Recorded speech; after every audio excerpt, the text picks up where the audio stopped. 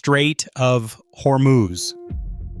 34 kilometers south of Keshem Island, 2:18 in the morning, 148 U.S. Army air defense soldiers from Task Force Spartan were spread across the outer screen of a U.S. carrier strike group, feeding target data into the fleet defense net.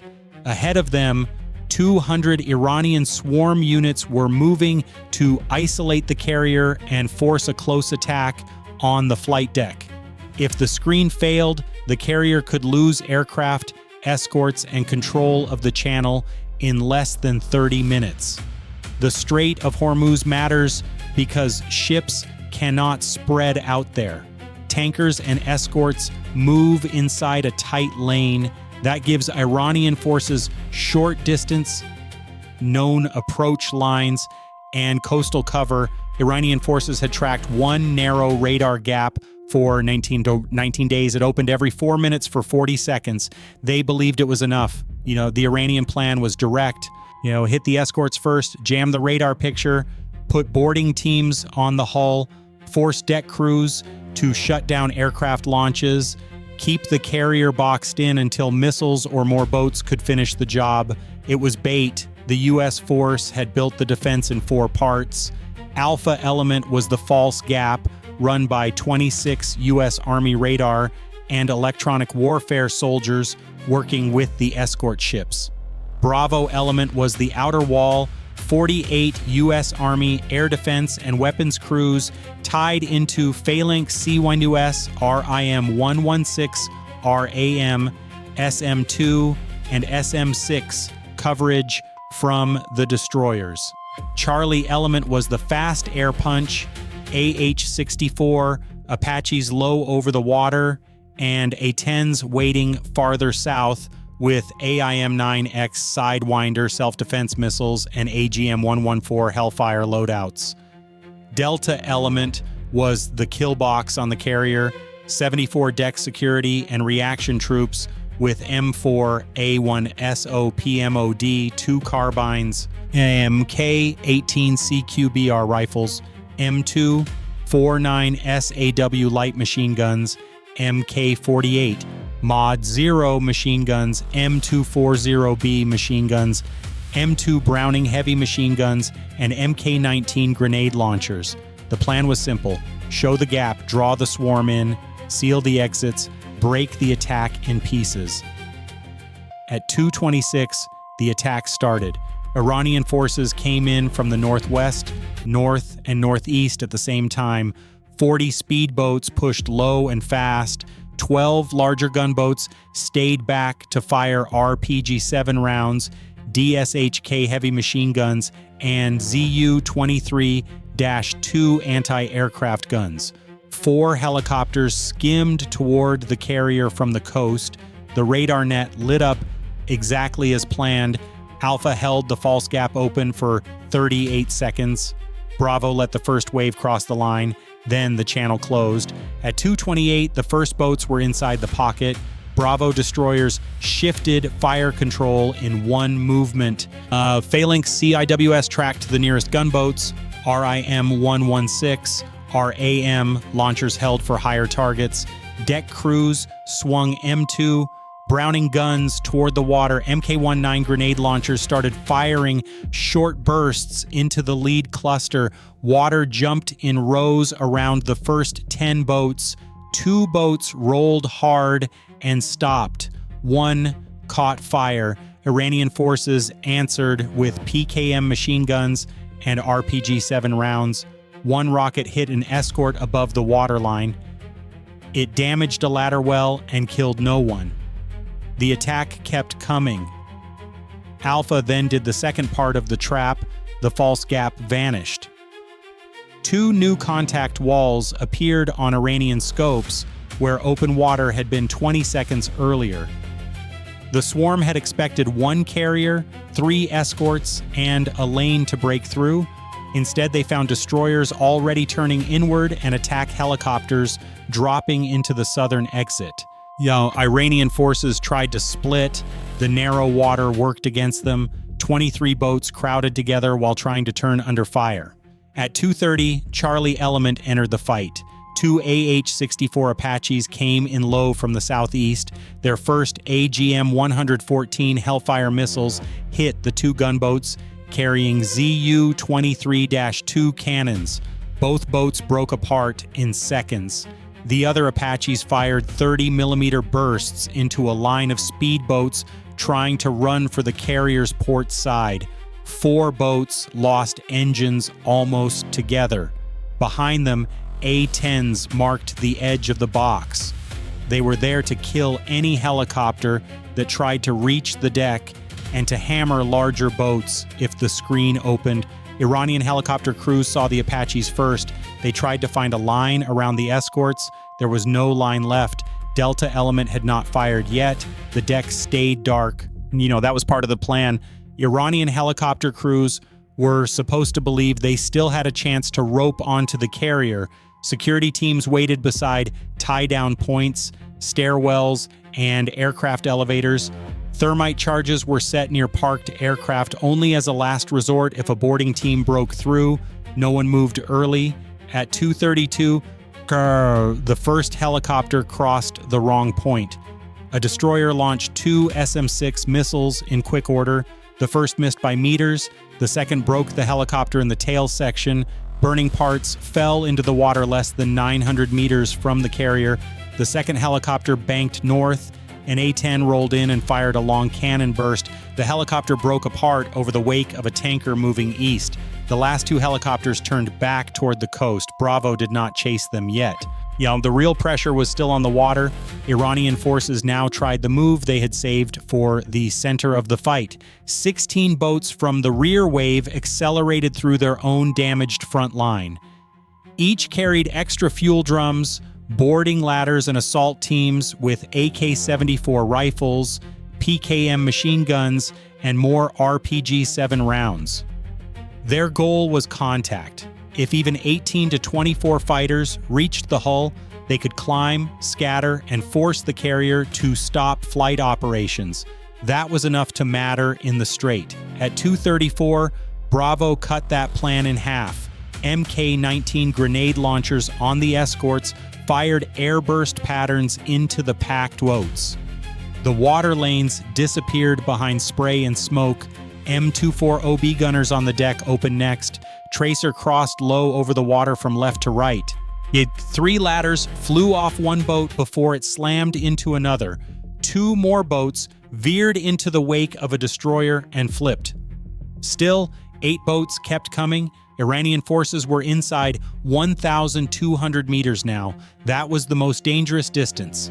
Delta element stepped into the fight. The carrier deck lights came on at 2:36. Every floodlight hit at once. The water around the ship turned white. The close boats lost darkness, and with it, they lost surprise. Delta teams on the deck and catwalks opened with M4 A1SO Pomad 2 carbines and MK-18 CQBR rifles. SAW gunners pinned the nearest craft against the wake. A MK-48 Mod 0 team cut through the engine block of a boat, trying to angle toward the starboard elevator. It stopped dead and drifted sideways. A second boat reached less than 300 meters. Its fighters stood up with ladders, and a PKM, a MK-19 round hit the bow. The ladder team vanished in spray and metal. At 2:38, the fight split into 4 small battles. Alpha kept feeding clean tracks to every shooter. Bravo held the north and west arcs.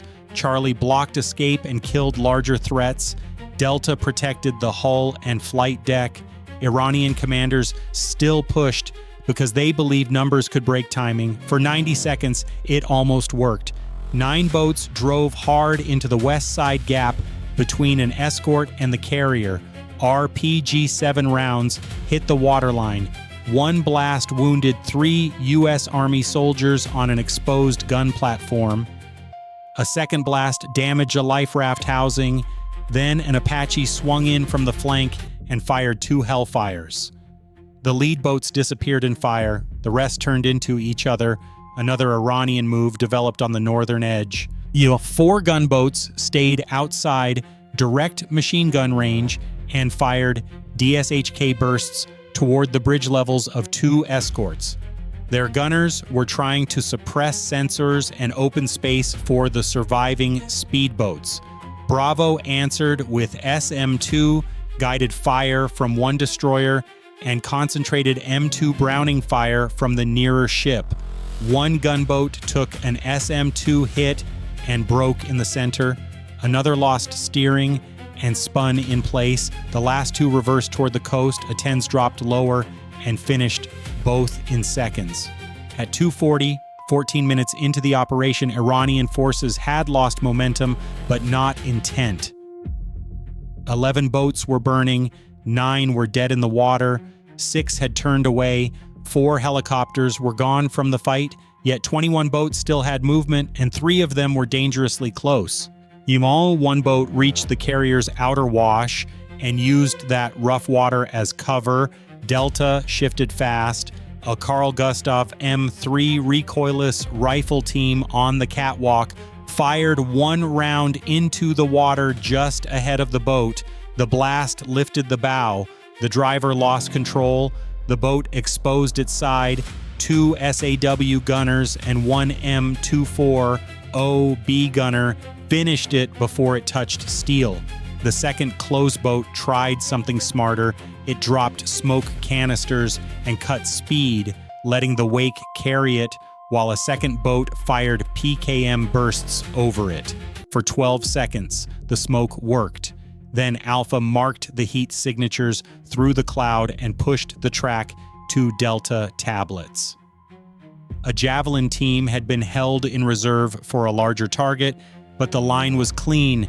The missile struck the support boat first. The drifting boat behind it was hit by Mk-18 and M4A1 fire until it sank by the stern. At 2:42, Charlie Element shifted again. The Apaches widened south to close the last open lane toward Oman.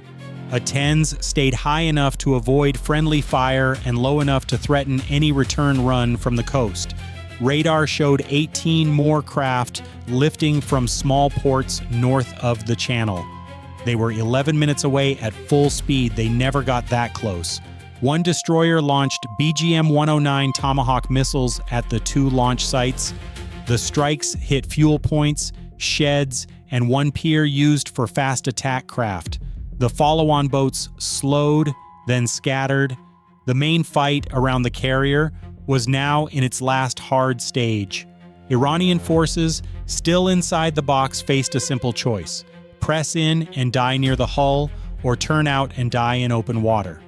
Some chose speed, some chose fire. None found a gap. At 2:44, Delta teams hit the nearest surviving assault boat with concentrated Mk-48 Mod 0 and M2 Browning fire. Its engine compartment exploded.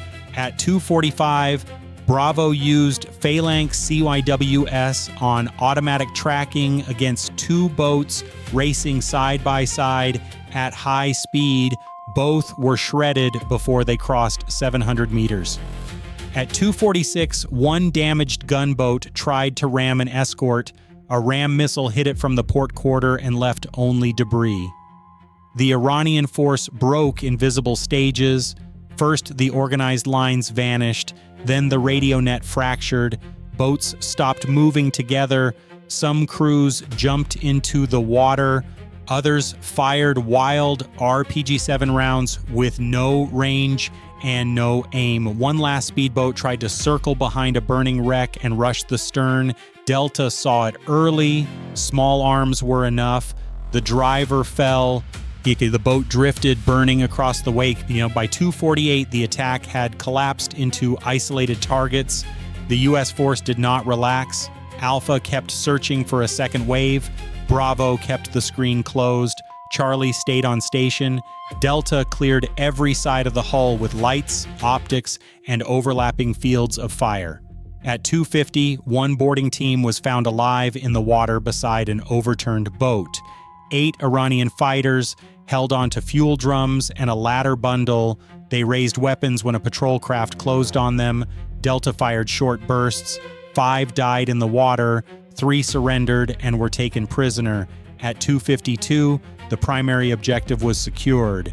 The carrier had taken no boarding party, no flight deck damage, and no aircraft losses. The strike group still held full air launch capacity. That was the real target all along. Iranian forces had tried to reduce the carrier to a fixed, exposed platform inside the narrowest part of the channel. Instead, the carrier remained mobile and fully protected. U.S. crews then destroyed the remaining threats. 2 drifting assault boats were sunk by Apache fire. 1 burning gunboat exploded after its own fuel ignited. Boarding ladders, spare rockets, radios, and navigation tablets were recovered from 4 captured boats. By 2:56, Iranian reinforcements from the coast reached the outer edge of the battle space and stopped. They saw wreckage, burning fuel, and Apaches already holding the southern exit. They saw destroyers turned inward with missile cells open and guns active. They saw A-10s circling over the lane. The reinforcements turned back without making a final run. The trap had become obvious too late to help the first wave and too early to save the second. At 3:02, 36 minutes after the assault began, extraction was no longer a question for Iranian forces. There was none. Rescue craft from the U.S. side collected prisoners, checked for mines, and cleared floating debris from the carrier's path. Damage control teams repaired 2 scorched sections of railing, 1 ladder well, and 1 communications antenna housing on an escort. Flight operations on the carrier resumed in 18 minutes. That proved the mission had failed at its main purpose. The carrier was still able to launch aircraft over the strait before dawn. Final losses were clear by 3:10 in the morning. U.S. Army and fleet personnel suffered 2 killed and 7 wounded, with 1 escort ship sustaining about $6.4 million in repair damage.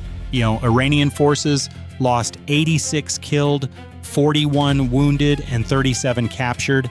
They lost 31 speedboats, 9 gunboats, 4 helicopters, 18 boarding ladders, 26 RPG-7 launchers, 44 PKM machine guns, 3 ZU, 23-2 guns, and fuel and pier facilities, later assessed at $48 million in damage. The carrier lost no aircraft, no deck sections, and no control of the channel. Iran believed the narrow water, the false radar gap, and the weight of 200 swarm units could pin a U.S. aircraft carrier long enough to break it open. What actually happened was the reverse. The gap was shown to them, the lane was built for them, and the kill box closed when they were deepest inside it. Iranian forces had speed, numbers, coastal cover, and surprise. What they did not have was 148 U.S. Army and Joint Defense troops willing to turn the whole strait into a trap.